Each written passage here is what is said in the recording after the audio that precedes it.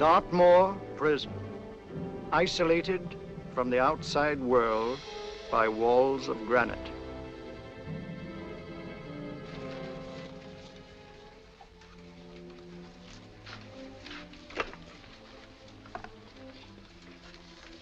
They say you could get out of here by merely telling what you know. You may or may not be another Scotland Yard bloke, but I'll give you the same answer I gave the others. I still have 2 years, 8 months, and 6 days left in which to make musical boxes.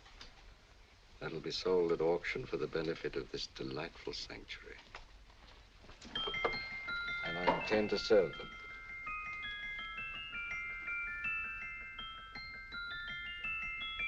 Move along. And now we come to the next object on our list, or I should say objects, because there are 3 of them. Now, ladies and gentlemen, these can be bought together or separately. Now, these beautiful little musical boxes only arrived this morning, and I didn't intend to put them on the auction block until later, but I'm going to sell them now. So, good friends, as our old pal Mark Antony used to say, lend me your ears. And what do you hear? Right. The beautiful tinkle tinkle of a musical box. What a lovely trinket. What a beautiful gift. Created and made by loving hands. A thing of beauty and utility. I was going to start with £5. It's a bargain, £5. Do I see any hands? If there's a connoisseur in the house, will go £3 for it. £2. £1. 10 shillings. Thank you, sir. Ladies and gentlemen, 10 shillings is offered for a musical box you couldn't buy anywhere in London for less than £5. It'd be stealing to let it go for 10 shillings. Like taking milk from a baby. All right, we're selling for 10 shillings. 10 shillings, 10 shillings is offered, 10 shillings is offered, 10 shillings is offered. And anybody give me £1? Want to give me £1? Oh, won't someone give me £1? £1, £1 is offered, £1 is offered, ladies and gentlemen, £1 is offered. It's against you, sir. Will you go to £2? Will you go to £2, sir? £2, £2 is offered, £2 is offered, going once, twice, third and the last call. Sold to the gentleman for £2. Sorry, my dear. Now, ladies and gentlemen, comes the opportunity to purchase an exact duplicate of the beautiful little musical box just bought by this gentleman for the ridiculous low price of £2. Oh, it's exactly the same. Exactly the same. Made with the same hands. You hear that?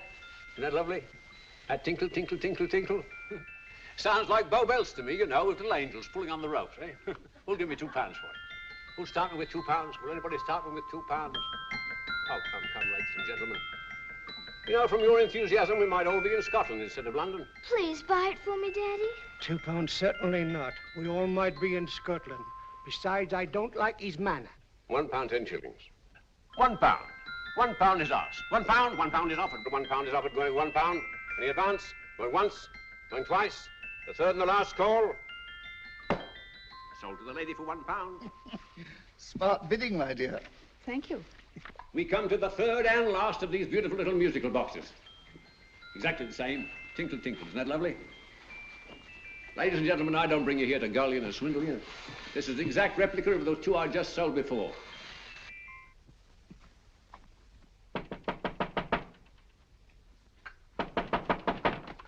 We're closed. But this is extremely important. Come in, sir, come in. I'm sorry to disturb you, but I was unfortunately delayed from arriving in time to bid on certain articles which I was rather anxious to obtain. Oh, perhaps they weren't sold, sir. We are carrying several things over. What might the articles be, sir? 3 identical musical boxes, about so large. Oh, I'm sorry, sir, but they were sold. Pity you weren't here to bid on them. They didn't bring anything like the real value. I'm most anxious to obtain them. I wonder if your records would show who the purchasers were. Oh, we don't usually give out that information, sir. For certain, shall we say, sentimental reasons, I'm most anxious to get in touch with the purchasers. I'd be willing to pay, shall we say, £5. Well, for certain sentimental reasons, sir, we'd be very happy to oblige. Alfred, today's sales. The 3 musical boxes. Musical boxes, oh. Ah, here we are. The first purchase for £2 from Mr. Julian Emery, 52 Portman Square. Write these addresses down, Alfred. Yes, sir. Second didn't leave any name. Oh, how unfortunate. I think she's a dealer. You see, they don't like us to know where the things are going. On account of the profits. You say the second purchaser was a woman. Can you give me a description of her? Oh, she was a young woman, fairly tall, slender. She had a light complexion and dark hair, and she was wearing A grey suit, don't you remember? That's right. She probably runs a gift shop. She paid £1. You say she comes here fairly frequently? No, I didn't say so.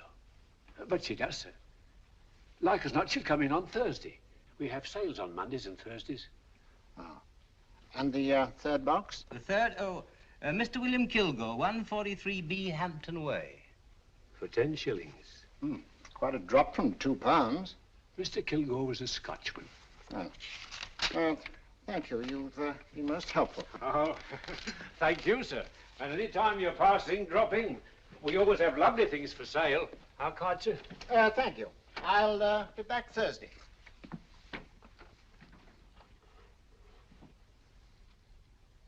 The message reached us too late. Musical boxes are being sold. Well, let's get out of here.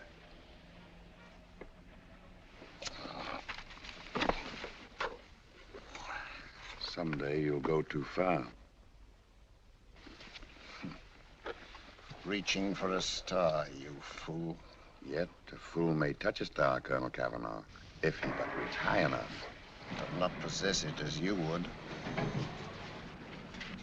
The musical boxes, they've been sold.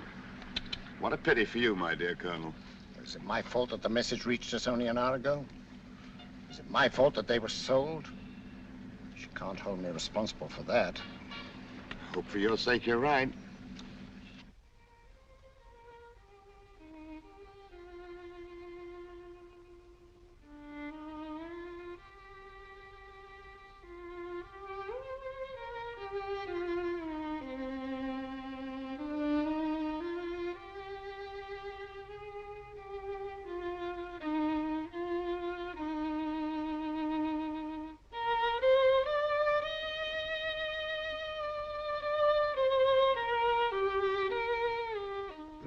Upon you tonight at 7:45, a gentleman who desires to consult you upon a matter of the very deepest moment.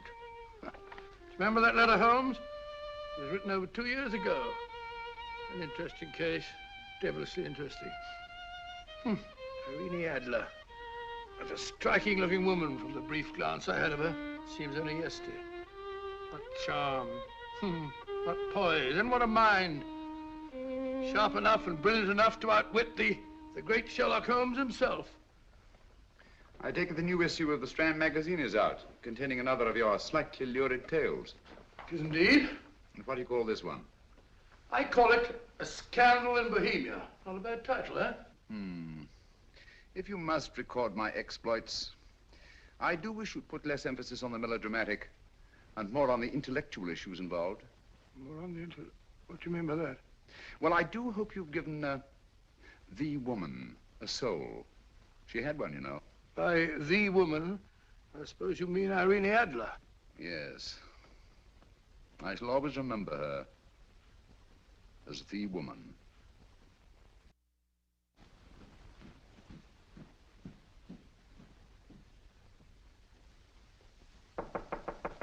Come in. I think. That's him, old boy. How are you? How are you, old boy? I haven't seen you for years. I want you to meet my old friend Sherlock Holmes. Holmes, this is Stinky.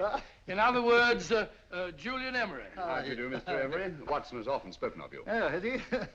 Yes, we were at school together. Yes, more years ago than I care to remember, but you didn't come in here just to remind me of that. No, I just happened to be in the neighborhood and saw your lights burning, so I took the liberty of looking you up. Still writing your mystery stuff? Yes, there's a new one out this week. Good, I never miss them. Oh, good, thanks. I say that bandage makes you look very interesting. Still poking your nose into other people's business as usual? Who hit you? I haven't the foggiest notion. Somebody knocked me on the head in my own living room, and then proceeded to commit the most idiotic burglary you ever heard of. Fellow must have been balmy as a coot. Balmy? Why? Come sit down, old boy. Would you like a cup of tea? Huh? Oh, all right. I'll go and tell Mrs. Hudson about it. Yeah. Why do you say the robbery was idiotic, Mr. Emery? Oh, simply from the fact that with about £5,000 worth of musical boxes in my living room, the thief, who I caught in the act, made off with one that isn't even worth £5. I gather you're a collector of musical boxes. Yes, I am indeed. Some of them are very beautiful, but not the one that was stolen. The thief evidently grabbed the first thing that came to his hand when he heard me coming into the room. Still, it's rather odd, isn't it, that having disposed of you, he didn't pick up something more valuable. Mm-hmm. Was there anything unusual about the stolen box? No, nothing at all. No, I picked it up in the south of France, several years ago. You say you have many valuable music boxes, and yet the thief made off with one that isn't worth £5. Sounds like rather an intriguing little problem. Yes, well, I take it that he was just an ordinary petty thief and didn't know the value. That is a possible explanation, and yet I venture to say that the average petty thief has a more extensive knowledge of the value of objets d'art than the average collector. Well, anyway, that's Scotland Yard's theory. They didn't get very excited about it. That's consistent anyway. I wonder if I might see your collection, Mr. Emery. Oh, of course you could, yes. Nothing a collector likes more than showing off his trophies. When will it suit you? No time like the present. Good. My place is just round in Portman Square. Shall we? Yes, right. Hello? Where are you going? Stinky hasn't had his tea yet. Oh, I'm sorry. We're going round to my place, where I'm going to give you something better than tea. Now, this one was made for Louis XV, and is one of the very few still in existence from that period. And a particularly fine specimen at that. Charming, isn't it? Quite. It all sounded to me like a lot of mice running about on a tin roof. I'm afraid you have no ear for music, Watson. Give me a good old band playing a rousing march. You have all your silly little tweets.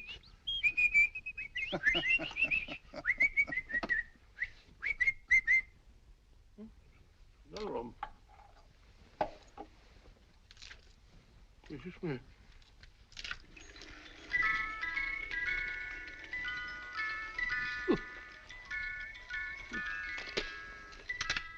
Stupid thing. Singing rabbit. What would you say offhand is the value of a box like that, Mr. Emery? Well, it's hard to say offhand, but I think we'll bring about £500 or £600 today. It's the gem of my collection.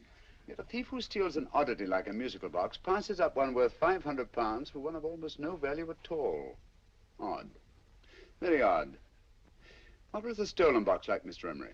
Oh, just a plain wooden box about so big. Mm-hmm. As a matter of fact, I have one over here almost exactly like it. I picked this up yesterday at an auction room in Knightsbridge. Paid only £2 for it. Of course, I wouldn't in the ordinary way add one like this to my collection, but the tune intrigued me. I'd never heard it before.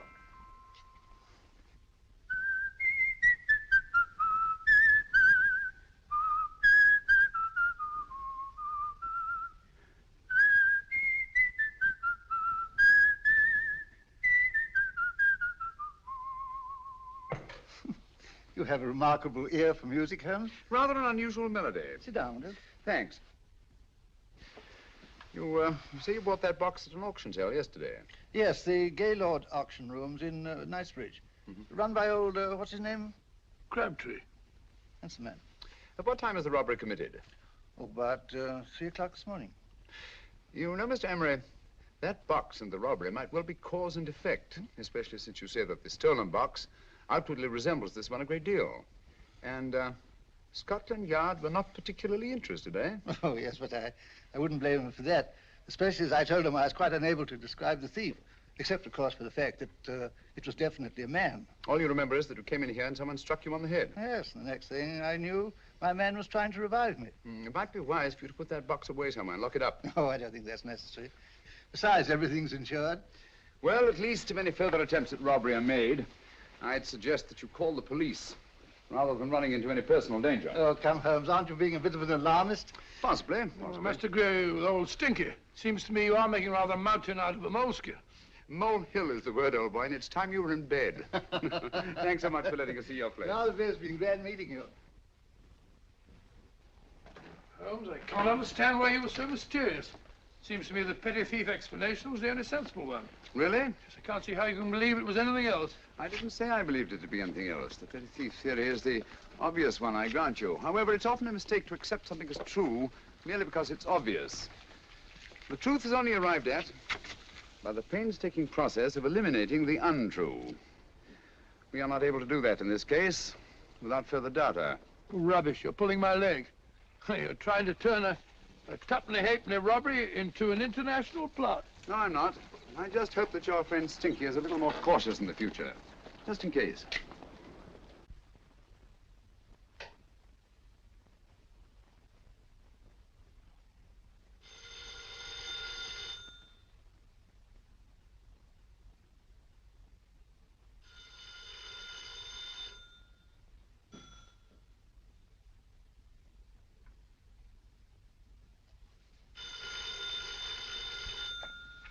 Hello? Yeah? Julian Emery here. Who? Why, of course I remember you, Mrs. Courtney. Yes. Yes, you're the one bright spot at that appallingly dull affair of Lady Sanford's. Huh? Of course it isn't too late to come round. Yes, I shall be delighted to give you a drink. I tell you what, come straight up and I'll leave the door unlatched. Right, well, 15 minutes? Good. I shall be counting each moment. No, I mean that, really. Right, goodbye.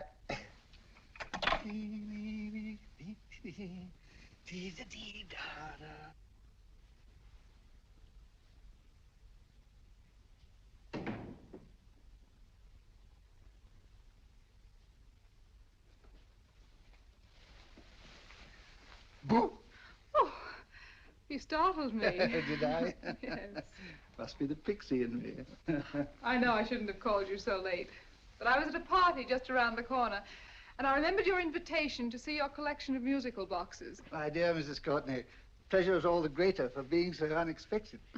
My friends call me Hilda. Thanks. Mine call me Stinky. Stinky, how quaint. Oh, what a perfectly wonderful collection of musical boxes. You know, when you told me you had a collection, I had no idea it was so attractive. Yes. They appeal to the ear as well as to the eye. Oh, what a plain little one. Why, it looks just like a country cousin amid all this grandeur. No. You mustn't underestimate the country cousin. Only last night a burglar broke in here, and with all these to choose from, went off with one very much like it. Really? Yes, I don't mind the loss of the box so much, but I do resent this crack on the skull. But it makes you look so interesting. Oh, do you think so? Uh-huh. It's funny, that's what old Fatso said. Fatso? I mean, Dr. Watson. He was here this evening with a friend, a Mr. Holmes. He's interested in my collection, too. Sherlock Holmes? Yes. Do you know him? I've heard of him. Yes, he seems to think I'm in some sort of danger. What a haunting tune. It takes me right back to my childhood. Really? You know, it's odd that you should be interested in that particular musical box. Odd? Why? Because Mr. Holmes is also interested in it. He may have been more interested in the tune than in the box. My dear, yes, that's right. I remember now. He whistled it note for note, having heard it only once. Really? He must be a remarkable man. Bit of an alarmist, if you ask me.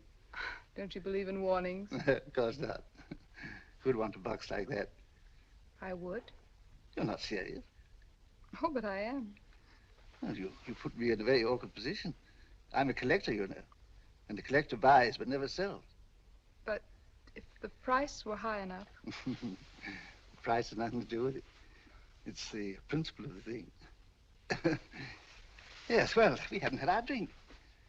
No, thanks. I must be getting along. Must you really? I'm afraid so. You're not walking out on me, are you? My reputation. Stinky. I say, you know, you are an attractive woman. Thanks.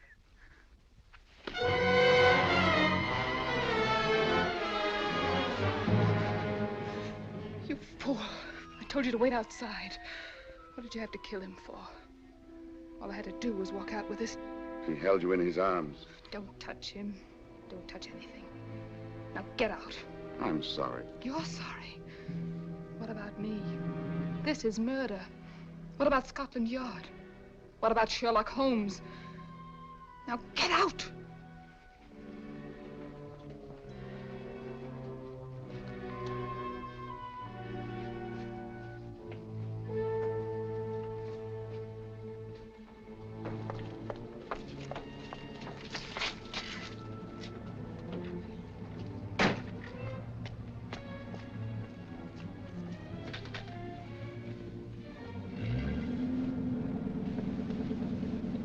Did you get it? Good. Did you have any trouble with him? Just a matter of murder. Ah, Mr. Holmes. Hopkins? Thanks for coming so promptly. Inspector Lestrade suggested that I call through to you. Mr. Emery was the client of Mr. Holmes, Inspector. Indeed. You didn't mention that when I telephoned you, Mr. Holmes. Well, not exactly a client, Inspector. Sergeant Thompson? He was killed between the hours of 11 and 2 o'clock this morning, Mr. Holmes. Must have been someone he knew, someone of whom he had no suspicion. Poor old Stinky. It's all my fault. I should have prevented this. Well, it's no time to start talking about that now, Doctor. Apparently it's gone. That's the second attempt on the musical box that Emery bought at the auction sale. And this time it was successful. But that box was only worth £2. It was worth a man's life, Watson. I think we'd better pay a visit to Gaylord's auction room and that fellow Crabtree. Inspector, may I suggest that you make a complete search of this flat for a small, plain, musical box about that size. Thank you. Come on, Watson. You say the first box went to Mr. Julian Emery. The second to Mr. Kilgore, 143B Hampton Way. And the third to the unidentified young lady who presumably has a shop and lives near Golders Green. That's right, Mr. Holmes. Isn't it rather strange, Mr. Crabtree, that you should have had 3 identical musical boxes all playing the same tune? Where'd they come from? Dartmoor Prison. Dartmoor? Yeah, we get a regular shipment from there every month. The inmates manufacture them. Well, they make all kinds of things, you know, pipe racks, waste paper baskets, musical boxes. Did you happen to notice if anyone showed any particular interest during the auction in the purchasers of these 3 boxes? Oh, come now, Mr. Crabtree. This is very literally a matter of life and death. Well, since you put it that way, Mr. Holmes, there was a gentleman came in here about an hour after closing time, and he was in an awful state, he was. He gave me £5 to tell him where the boxes had gone to. He said they had a sentimental value for him, sir. Expensive sentiment. Can you describe him? He was tall, distinguished looking, and he had grey hair and a moustache. He was quite a gentleman, sir. What was his reaction when you were unable to supply him with the address of the young lady who owned the shop? I told him the young lady usually come back on Thursday. He said he'd come back on Thursday. Now, that's tomorrow. Thank you, Mr. Crabtree. You've been very helpful. Thank you. Come along, Watson. Where are we going now, Holmes? To the home of Mr. Kilgore, the man who bought the 3rd box.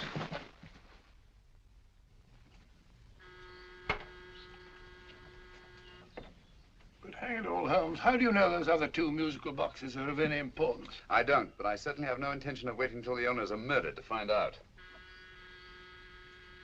No one at home. I hope that's the explanation. I'll have a look through this window.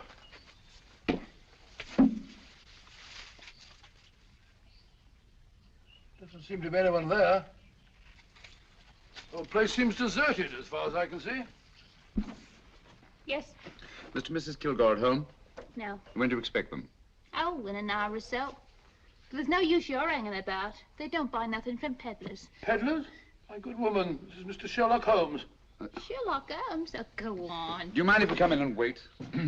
My business is rather urgent. Well, I've got to go out and do my shopping.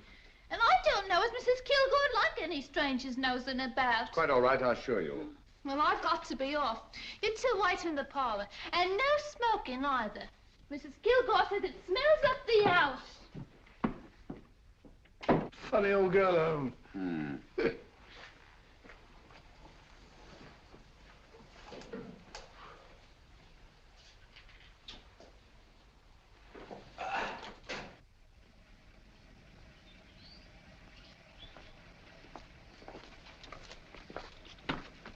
Park Lane. Park Lane? And what would the likes of you be doing in Park Lane? Now, don't worry about the fare, Ducky. If you knows how to get to Park Lane, up it.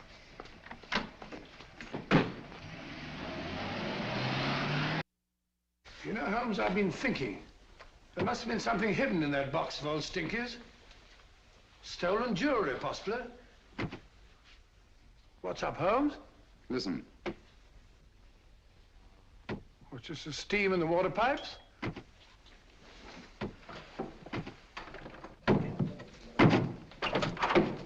Watson! Great Scott! Come on, Holmes. Get on the chair here. It's all right, my dear. There. Now, don't worry. It's all over. There you are, dear. Don't cry anymore. She tied me up and shut me in the cupboard. I know. She won't come back. Did you show her your new musical box?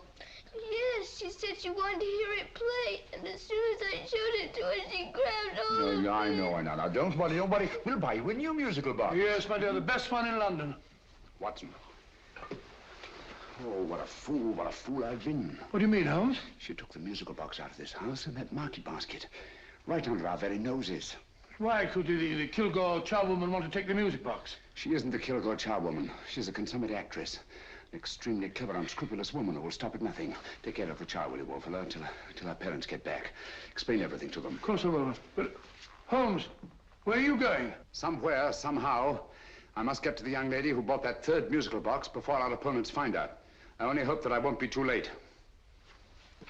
Oh, no. No, darling, you mustn't cry anymore. Now, cheer up. Would you like to hear old Uncle make a noise like a duck?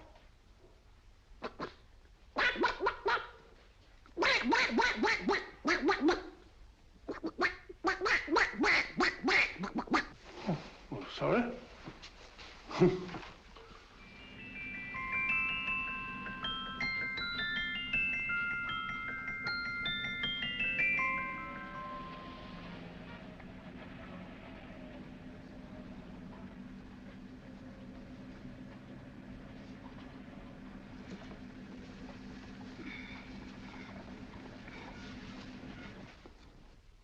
And now, ladies and gentlemen, how much am I offered for this beautiful lace Dresden china figurine?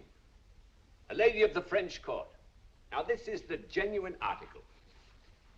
What a beautiful ornament for your mantelpiece. Or you could use it as a centerpiece on the dining room table. Now, will somebody start me for £10? Will somebody start me for £10? £8?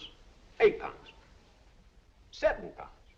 All right, £5 is offered, £5 is offered, £5 is offered, £5.10, £5.15, £5.15.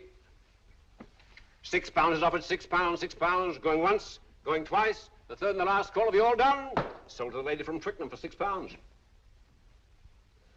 Next, we have a real museum piece, ladies and gentlemen. A fine 19th century doll.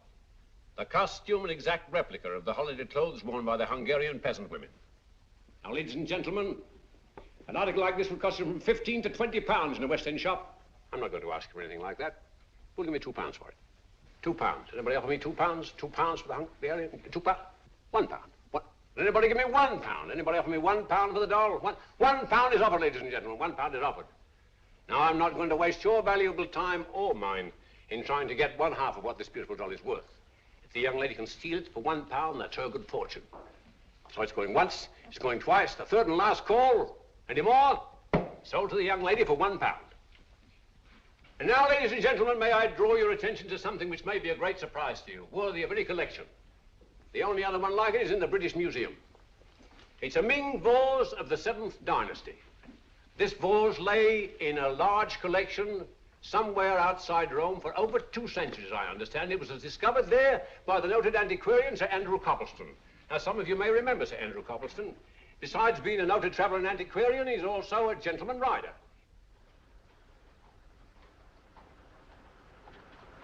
The girl with the parcel in her hands, that's her. Are you sure that's the girl? Well, she fits perfectly the auctioneer's description. Follow her, Hamid.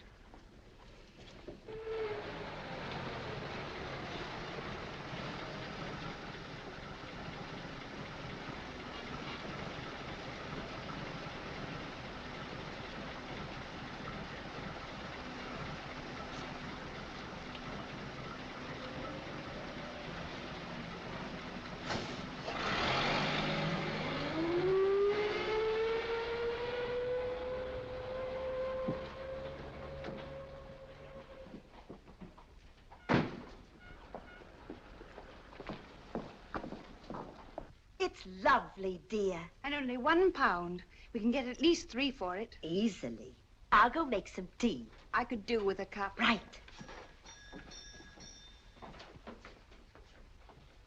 Good afternoon. Good afternoon. I'm looking for a birthday gift for a 7-year-old girl. What would you suggest? We have some lovely dolls. Now, this Hungarian I think peasant- she has enough dolls already. Books are always welcome. Well, I'm looking for something a little different. Well, that's rather cute. What is it? Oh, that's a musical box. Children always love them. And this is an exceptionally nice one. It plays many tunes.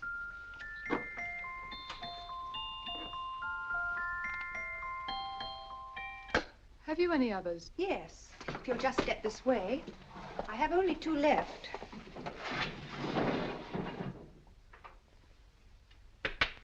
How nice.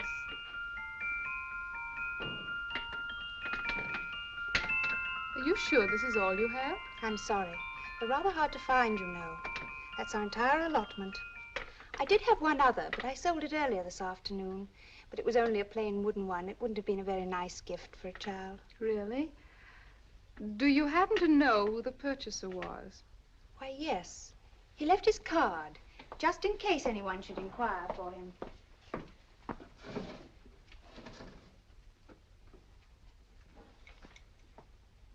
How interesting. I'm sorry, but I'm afraid I'll have to look a bit further.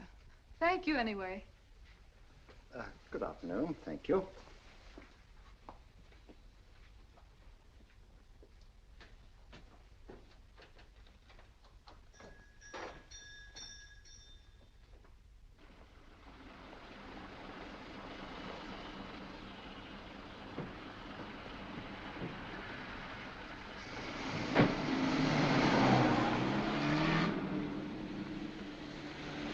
Heavy!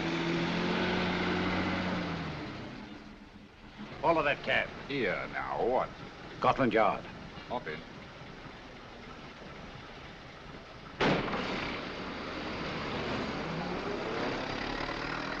Sherlock Holmes. I might have known. We thought we were the hunters, instead of which we're the hunted. We've been fools. We played right into his hands. Of course. He's had us followed. Don't look. The man in front of the toy shop. Hamid, turn sharp right at the next corner and again at the next.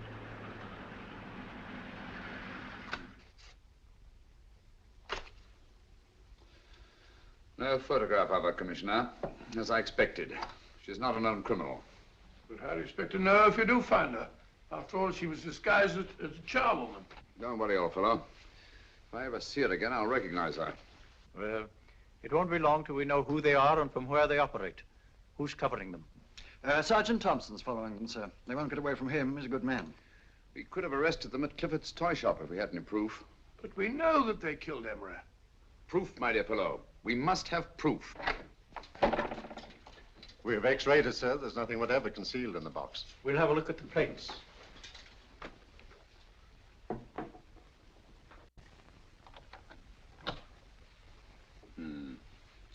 There must be some clue. And it's probably so obvious that we've all overlooked it. Seems to me we're up against a bunch of lunatics. Not lunatics, my dear fellow. Extremely astute, cold-blooded murderers. What can these little musical boxes have in them that's so important? Don't forget, they were made in Dartmoor prison.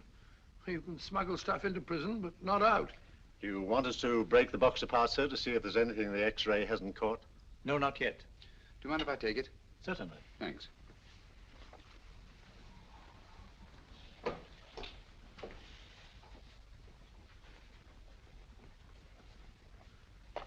The governor of Dartmoor Prison informed us, sir, in answer to Mr. Holmes' question, that all 3 musical boxes were made by the same convict, John Davidson, serving a 7-year term, sir. Davidson? The Bank of England plates. That'll be all. Yes, sir. Now we're getting somewhere. Wait a minute. How did you know about the plates, Mr. Holmes? I'm a student of crime, Inspector. I make it my business to know about such things. And when the name of Davidson was mentioned... Well, who is this fellow Davidson? As long as Mr. Holmes seems to know all about it already, I suppose there's no harm in telling you. 2 years ago in London, there occurred a robbery of such tremendous importance, although the stolen articles themselves have no intrinsic value whatsoever, that the Home Secretary was instrumental in seeing that not a word of it appeared in any newspaper. But you never told me anything about this, Holmes. You were away at the time. Articles of no intrinsic value and yet of such importance? I don't understand. Davidson was apprehended within 15 minutes of committing the theft. But by that time, he'd hidden the articles in question and they've yet to be found. Before going further, Dr. Watson, I must inform you that this matter's not to be mentioned outside of this room. Of course not. Do I look like a man who'd gossip? Let's not go into that now, old fellow, shall we? Davidson had been employed for years in a position of extreme trust by the engravings department of the Bank of England. The articles he stole were nothing less than a complete duplicate set of plates for printing £5 notes. What? The Bank of England's own plates? Precisely. And with those plates, a gang of crooks could flood England with £5 notes, not forged in the usual sense of the word, but notes undetectable from genuine Bank of England notes in any way whatsoever. Good heavens. Any whisper at all might have resulted in enormous damage in shaking public confidence in the Treasury. We tried everything after we arrested Davidson. Offered him a shorter sentence if he'd tell us where he'd hidden the plates. Why, we even put in Scotland Yard men with him as cellmates, but no results. Obviously, Davidson is a man of strong character and infinite patience. Yet suddenly he feels impelled to smuggle out the secret of the hiding place of the plates to his confederates. Why? I don't understand, Mr. Holmes. Well, for example, has the Bank of England made any plans to radically change the design of the £5 note so that in, say, 7 years from now, notes made from the stolen plates would be worthless? Confidentially, Mr. Holmes, such a move was discussed. But replacing all the £5 notes in circulation would be such a Herculean task that nothing's been done about it as yet. I see. Of course, there is another possible explanation. Davidson didn't have much time to find a hiding place before he was captured. He may be afraid that the plates will be accidentally discovered before he's released. Hence his anxiety to communicate their whereabouts to his confederates as soon as possible. I believe you've hit it, Mr. Holmes. I'm sure that the message is contained in this musical box. Or rather, in all 3 musical boxes, since possession of all 3 seems to be essential. Our opponents have 2/3 of the puzzle, we have 1/3. Well, what are you going to do, Holmes? Try to deduce the message from the 1/3 that we have.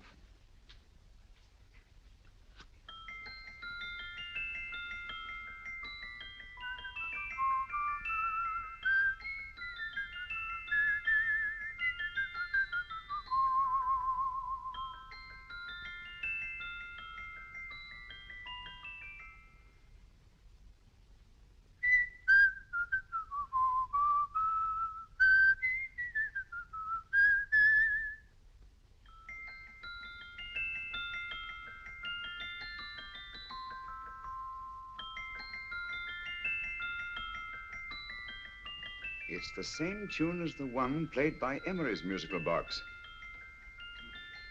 And yet it's different. Sounds the same to me. The tune. Somehow the tune is the key to the mystery.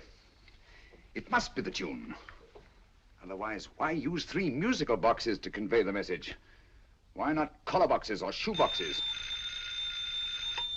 Yes? It's for you, Inspector. Oh, thank you, sir. Inspector Hopkins speaking. What? Where? Golders Green Station reports they've just found Sergeant Thompson's body. From the tire marks on his clothes, he was apparently run over by a taxi. What an unfortunate accident. Not an accident, my dear fellow. I'm afraid it's murder. Never know just who you're going to meet when you're walking down a busy London street. Mrs. Hawkins, Mrs. Brown, any subject of the crowd. Oh, you never know just who you're going to meet. So you better hold your topper in your hand, just in case you meet a lady on the Strand. Girls will think you're kind of sweet, and your day will be complete. Oh, you never know just who you're going to meet. Now, a gentleman is judged by his appearance. Yes, a gentleman is judged by how he talks. Now, he's much better off when he's acting like a toff, especially if he's taking him a walk. What on earth is this outlandish place? A rendezvous for actors. Actors? Buskers, old boy. You've seen them 1,000 times. Actors who entertain the queues, waiting outside theaters. Who you're going to meet when you're walking down a busy London street. So you better wear your best, velvet ties to look your best, 'cause you never know just who you're going to meet. So you better keep your manners right in view, just in case a lady gives a how'd you do. Keep your trousers in a pleat, shine your shoes and keep them neat, 'cause you never know just who you're going to meet. Blimey. Mr. Holmes. How are you, Joe? Never met him. And yourself? Fine, thank you. I want you to meet a friend of mine, Dr. Watson, Joe Sisto. Oh, well, any friend of Mr. Holmes is a friend of mine. Hi, Joe. He did me a good turn once that I'll never forget. Yes, I cleared Joe of a most unpleasant charge. Murder, no less. Oh, really? By proving to the satisfaction of the police that he was busy at the time blowing open someone's safe. That's right, Governor. Good gracious me. Joe, now you can help me. Come on, buzz off, buzz off. Come on, up it, up it. Can't a gentleman have some peace and quiet around here? And you too. There you are, Mr. Holmes. Now we can have some peace and quiet around here. Thank you, Joe. There's £5 in this for you. Well, I wouldn't want to take it on myself, sir, but I can get somebody to do it for you for half of that. You don't know what the job is yet. For £5? Murder, ain't it? What? No, Joe, not murder, just music. I want you to identify a song for me. Oh, there ain't a song that's been written that I don't know. That's why I came to you. Of course, the violin is more my instrument, but, oh, well, here we go. Now, listen to this, Joe.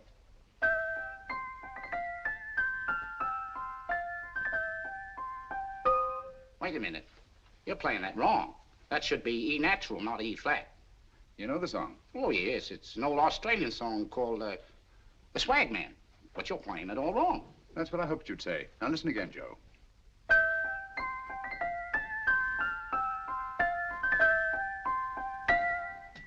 That's the same tune, all right, but you're making different mistakes than you did the first time. No, not mistakes, Joe. Call them variations. Here, play the song for me, will you, the way it's written.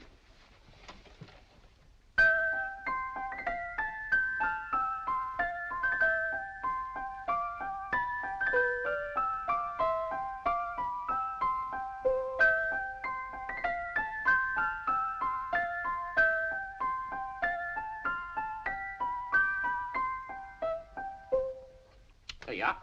Thank you, Joe. What's it mean, Holmes? Are you onto something? Perhaps. I don't know yet. It's probably a code of some sort. Joe,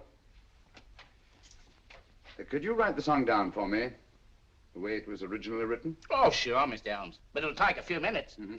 Here, Mabel. Pale ale. Come on, up to it. Along with it.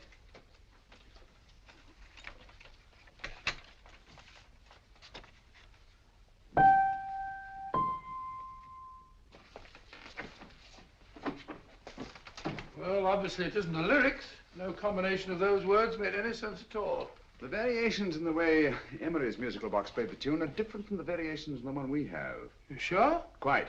You see, I took the trouble to memorize the tune as played by Emery's box that night we were with him in his flat. Holmes, you amaze me. Elementary, my dear fellow. One of the first principles in solving crime is never to disregard anything, no matter how trivial. But why were 3 boxes? Why not 1?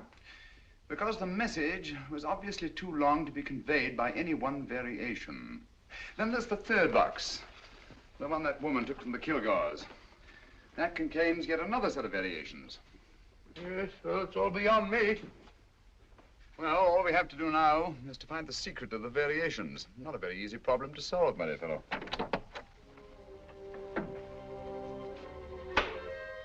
Hello. What's up? We've had company.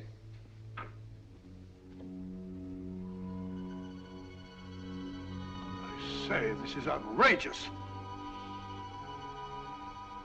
Ask Mrs. Hudson to come in here, will you? Right.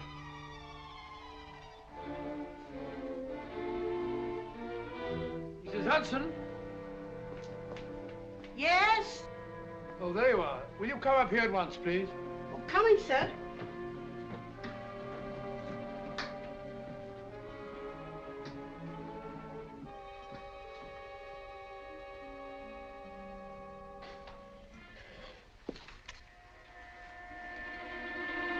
Mercy me, Mr. Holmes. What has happened? Who called while we were out, Mrs. Hudson? Just a young lady. The one who said you wanted her to wait for you. And a nice-looking old gentleman with Our her. friends again, Watson. Friends? What did the young lady look like? Oh, I couldn't see her face. She had a heavy black veil on. But she had such a nice way with her. Oh, I'm sorry, Mr. Holmes, if I've done anything wrong. But you did say I should always let clients come in and wait for you. Don't worry, Mrs. Hudson, don't worry. You had no way of knowing. It's quite all right, quite all right. Now, don't worry, Mrs. Hudson. Don't worry. Well, where on earth's the musical box? They didn't get it. Didn't get it? Where is it? It's in your hand. Huh? In that biscuit jar. Take the biscuits off the top.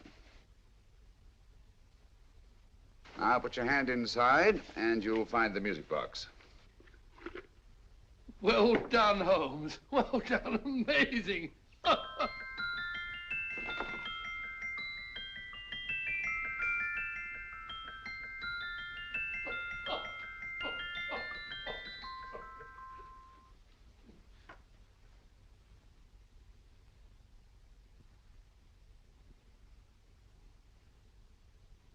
Phew. Nice fresh smell. Like a pub after closing time.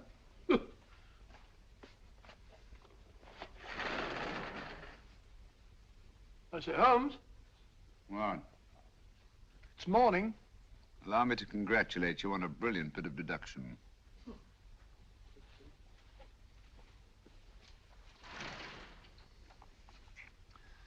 It's not a transposition, not a polygraph transposition, not a trigraph, nor any known form of decoding. How about the Morse code? Have you tried that? Yes, at about 3 o'clock this morning. I'm sorry, old man. I was only trying to help.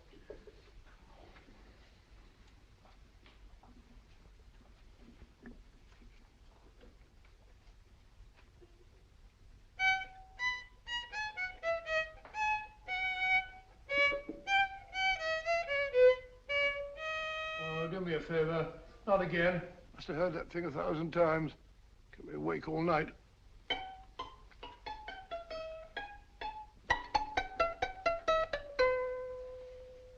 Not a very distinguished composition, I grant you.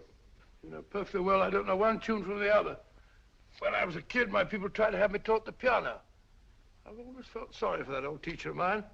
The poor old girl finally reached the point of numbering the keys for me. 1, 2, 3, 4. Even then, I never progressed beyond it. Numbering the keys, Watson. The 19th key of the keyboard is the 19th letter of the alphabet. S. Here. Write it down when I give it to you, old fellow, will you? The first altered note. Write S first. Now, the 8th key is H. The 5th key, E. The 12th key, L. The 6th key, F. S-H-E-L-F. Shelf. Your piano lessons were not in vain, old fellow. You've solved it. Thank you. Thanks, old bean. Hold it. We now have 2/3 of the message. Behind books, third shelf, secretary, Dr. S. Presumably, these are the first and second portions of the message. And this gang has the first and third parts of it. Precisely. Then it's a stalemate? Yes, Commissioner, but we can't leave it like that. There's no doubt in my mind that they'll try to secure our third of the message that's missing. Well, I assume you've taken every precaution to guard the Clifford music. Oh, yes, it's carefully hidden at Baker Street with Dr. Watson on guard. However, I'm reasonably certain that, difficult as it may be, we can find the plates even without the missing part of the message. Behind books, third shelf, secretary, Dr. S. Well, outside of the fact that Davidson hid the Bank of England plates somewhere in London, Mr. Holmes, I don't see that we've progressed at all. Allow me to point out to you, sir, the key words Dr. S. It looks as if the plates were hidden in the house of the doctor. Whether S stands for his first or last initial remains to be determined by a process of elimination. Well, there must be 10,000 doctors in London with S for a first or last initial. Precisely. And every one of them will have to be questioned in person. That's why I say this is a task for Scotland Yard. It's a task, all right. But Scotland Yard has searched worse haystacks and found a needle. Well, for the time being, I'll leave the matter in your hands, gentlemen. We'll call you if and when we get a lead on our mysterious Dr. S. Thank you. In the meantime, I intend to follow up a little clue concerning a cigarette.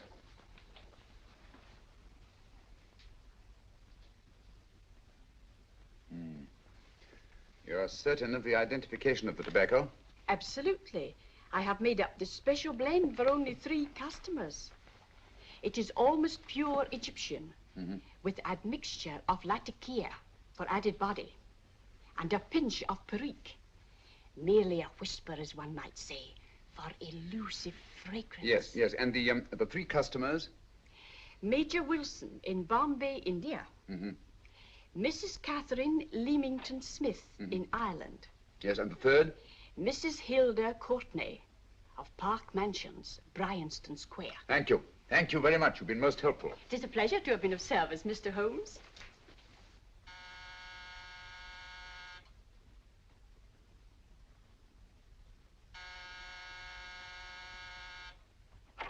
Yes? Mrs. Courtney? Yes. My name is Sherlock Holmes. Oh, do come in. Thank you. I've heard of you, of course, Mr. Holmes. I believe we have a mutual friend in Sir Edward Brookdale.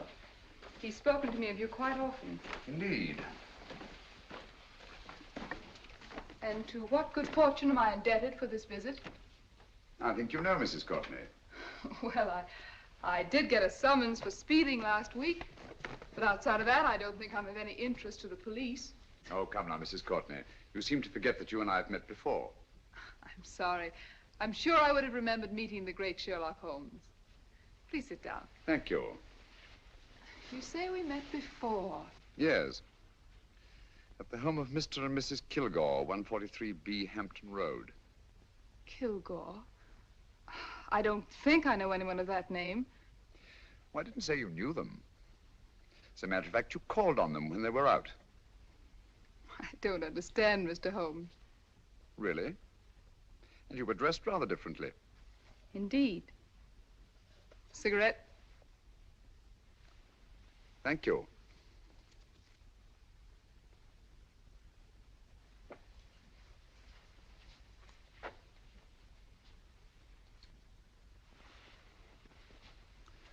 Thank you. You know, Mrs. Courtney, people generally forget, in assuming a disguise, that the shape of the ear is an almost infallible means of recognition and identification to the trained eye. Evidently, you've mistaken me for someone else. Oh, no, not at all. Though naturally, I expected your denial. But when you paid your visit to my rooms at Baker Street, you carelessly left behind another identification. They're, identical, aren't they? Yes, I must admit they are. You see, Mr. Holmes, to catch one as clever as you, I had to use a very special lure. I knew you'd be unable to resist the bait of my cigarette, having read with great interest your monograph on the ashes of 140 different varieties of tobacco. I should advise you not to move, Mr. Holmes. I must congratulate you on your ingenuity, Mrs. Courtney. It was indeed a brilliantly designed trap. Thank you, Mr. Holmes. Praise from a master is indeed gratifying. I shall always cherish the memory of your flattering words. Memory? Precisely. I'm afraid these gentlemen have a most regrettable task to perform. Unless, of course, you care to turn over the missing musical box with your pledge to take no action against us in the future. I'm afraid that will be impossible. I thought that would be your answer. Hamid! Careful! Careful. There's no need to be unnecessarily rough with our distinguished guest. You realize, Mr. Holmes, that your demise will not take place here. The corpus delicti, you know. Well, naturally. Shall we go? It's so fearfully awkward having a dead body lying about. Don't you agree, Mr. Holmes? Another dead body shouldn't weigh too heavily on your conscience, Mrs. Courtney.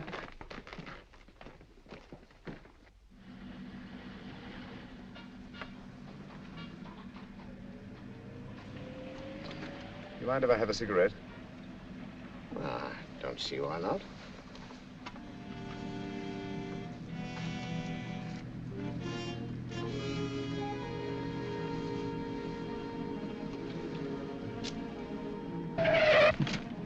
Be careful, Hamid. It's the brakes, they bind. Thank you, Colonel Kavanagh. It's very considerate of you.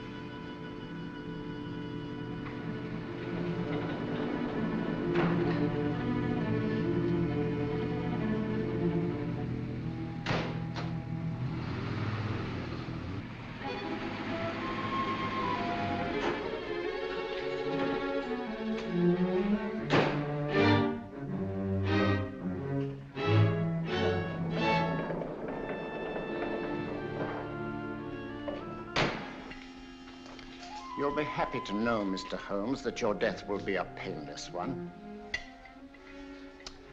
Hamid, attach this to the motor of the taxi. That little attachment, my dear Mr. Holmes, contains the deadly fluid known as monosulfide. The Germans use it with gratifying results in removing their undesirables.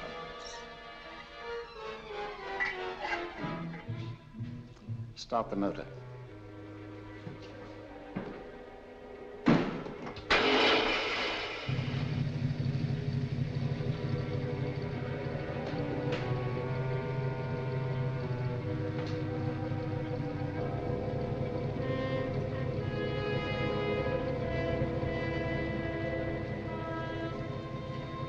Tape his mouth.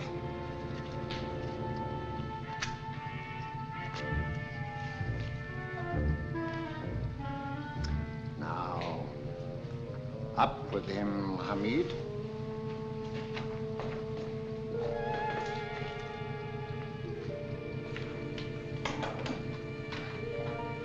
You find yourself like Muhammad's coffin, Mr. Holmes, suspended between heaven and earth.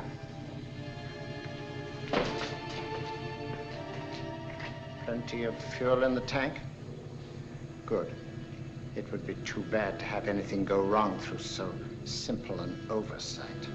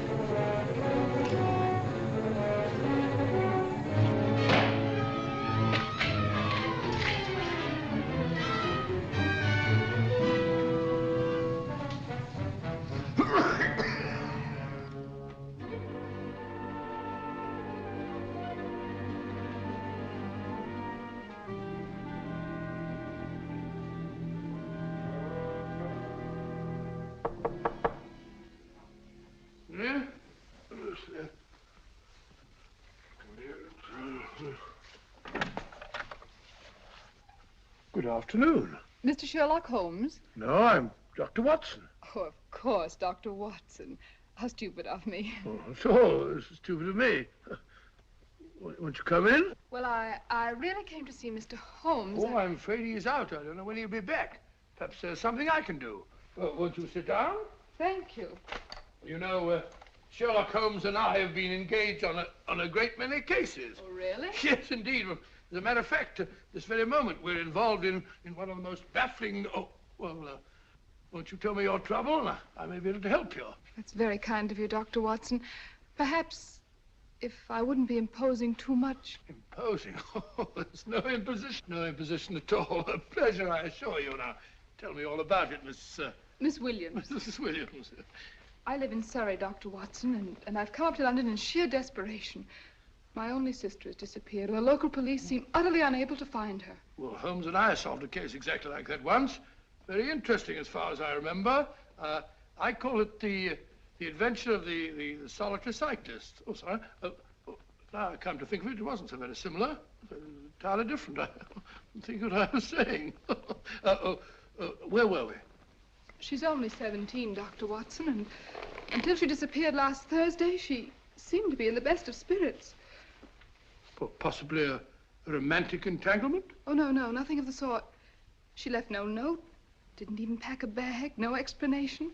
She just started to walk to the village from our house in broad daylight and simply vanished from the face of the earth. Oh, there. Might I have a glass of water? Please, glass of water. Have one in 1 minute.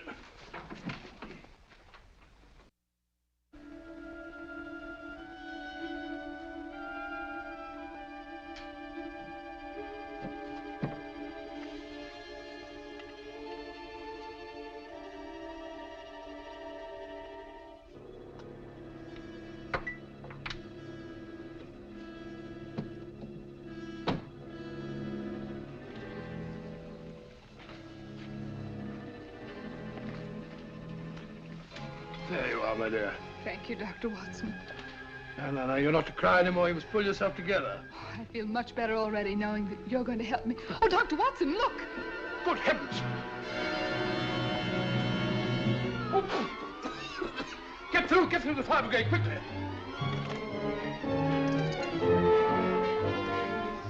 Haven't you a fire extinguisher? By Jove, we have in the kitchen here.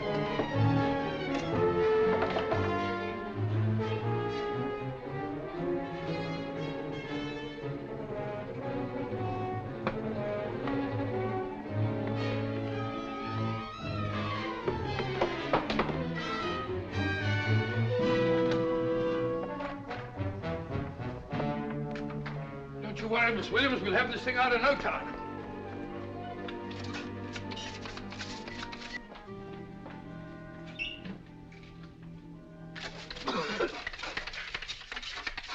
That's got it.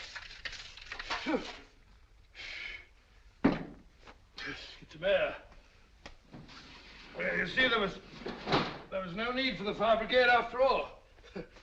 I hope you weren't too frightened, Miss Williams. Oh, gone. That's the trouble with women. They always lose their heads in an emergency. Well...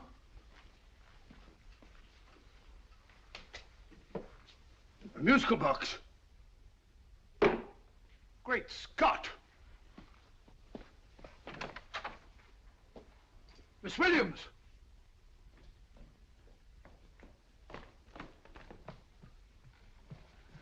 Well? Good. And Holmes? By now, Mr. Holmes has no doubt exchanged his violin for a harp. Always assuming that heaven is his destination. Yeah. And now that we have the missing musical box.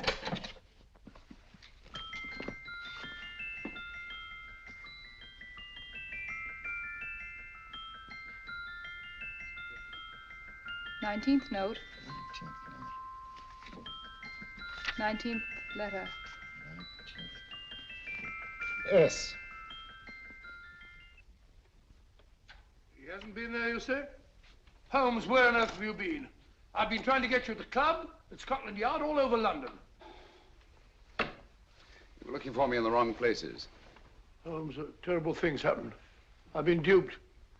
That woman, she made a complete fool of me. Well, what do you mean? Well, she came here, let off a smoke bomb. I thought the whole place was on fire, and my first thought was to save the musical box. No need to say any more. She has the box. Yes. Don't blame yourself too much, old fellow. She is an extremely clever antagonist. Smoke bomb, you said? Well, you can console yourself with the thought that your charming friend is at least a reader of yours. What do you mean? If I remember correctly, you wrote about my little experiment with smoke and the cry of fire in a story you entitled A Scandal in Bohemia, which has just appeared in the Strand magazine. All right, old boy. Don't rub it in. Well, it may cheer you up to know that you made a fool of me, too. That cigarette stub was planted here for one express purpose. We're going to bandaging around this place. Bandaging? What's the matter, Holmes? You hurt? Explanations will have to wait until later. At the moment, we're faced with a problem which I fear is insurmountable. Come over here, old boy, will you? Right. Our opponents are in possession of all three parts of the code. And here are we, while the Bank of England plates pass into their possession. Cheer up, old fellow, cheer up. As Dr. Samuel Johnson once said, there's no problem the mind of man can set that the mind of man cannot solve. What's that, old fellow? I was just quoting Dr. Samuel Johnson. He said there is Thank no... you, Watson. Thank you. Leaving the front reception room, we come into the main hall, where Dr. Johnson was in the habit of passing through to have his meager meals in the dining room opposite, in company with his friend and biographer, James Boswell. We will now pass up the stairway, which remains in its natural wood finish, just as it was when the good doctor was here. The framed etching on the wall is believed to have been presented to Dr. Johnson by the distinguished painter, Sir Joshua Reynolds. I've been told here that that picture was given in by Mrs. Thrale, and it's definitely not a Reynolds. Is that important, my dear? Oh, I'm sorry. This way, ladies and gentlemen, please, this way. Move along, children, move along. The secretary's not on this floor. Patience, Hamid. I have a feeling My that... dear Colonel, with Sherlock Holmes out of the way, what could go wrong?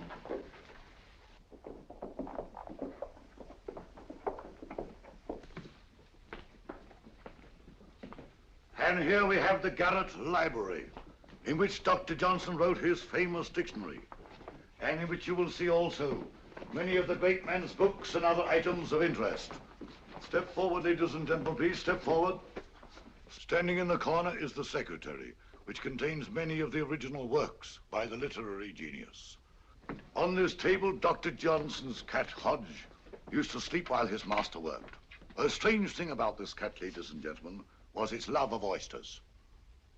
They do say that the dear doctor often went hungry to find the cat that delicacy.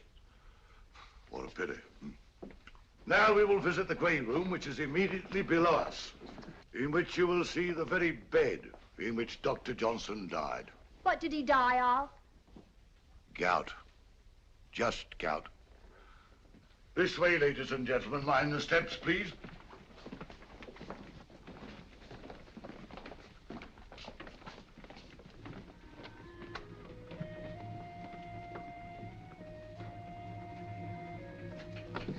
Your keys.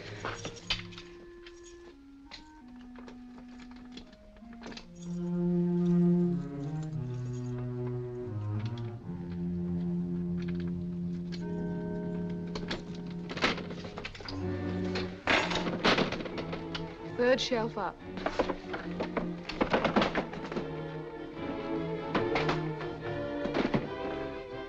The knife.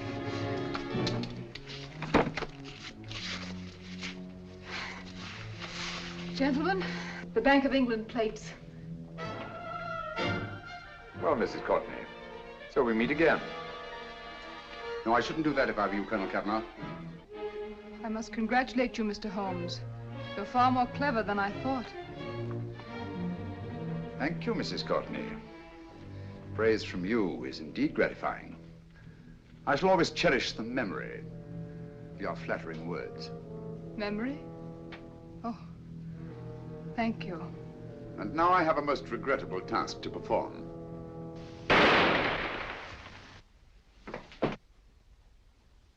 Holmes! Coming, Holmes! Holmes, you all right? Perfectly, thank you, old fellow, but I think this gentleman on the floor requires some medical attention. We must see that he looks his best, you know, when he's hanged. Take them in charge.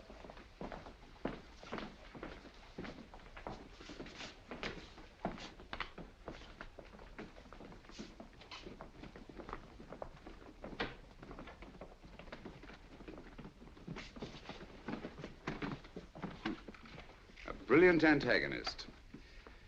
It's a pity her talents were so misdirected. Will you see that these plates are returned to the Bank of England, Inspector? I still don't understand how you solved it, Mr. Holmes. It's entirely due to Dr. Watson. He gave me the clue when he mentioned Dr. Samuel Johnson. Well, congratulations, Doctor. Oh, thank you, Inspector. I don't think I'd have done it entirely without Mr. Holmes's help, you know.